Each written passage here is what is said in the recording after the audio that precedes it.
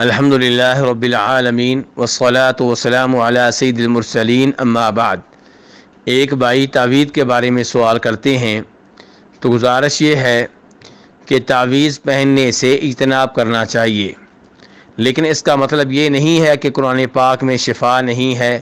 یا نبی علیہ الصلاۃ والسلام کی دعاؤں میں شفا نہیں ہے،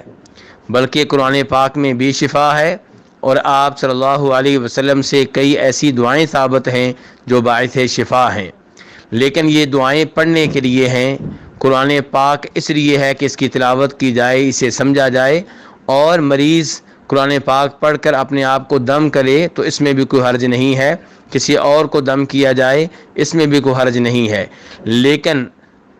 تعویذ پہننا، قرآن پاک کی آیتیں یا آپ صلی اللہ علیہ وسلم سے ثابت شدہ دعائیں لکھ کر گلے میں پہننا، تو یہ وہ چیز ہے جو نبی علیہ الصلوۃ والسلام سے ثابت نہیں ہے، اس سے اجتناب کرنا چاہیے، اس سے دور رہنا چاہیے۔ لیکن اگر کسی کے تعویذ میں قرآن پاک کی آیتوں، نبی علیہ السلام کی دعاؤں کی بجائے عجیب و غریب لکیریں ہوں، الٹے سیدھے حروف ہوں، عجیب و غریب ہندسے ہوں، تو ایسا تعویذ شرک تک پہنچ جاتا ہے۔ چنانچہ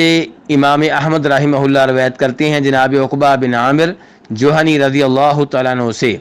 وہ کہتے ہیں کہ نبی علیہ الصلوۃ والسلام کے پاس کچھ لوگ آئے آپ کی بیعت کرنے کے لیے،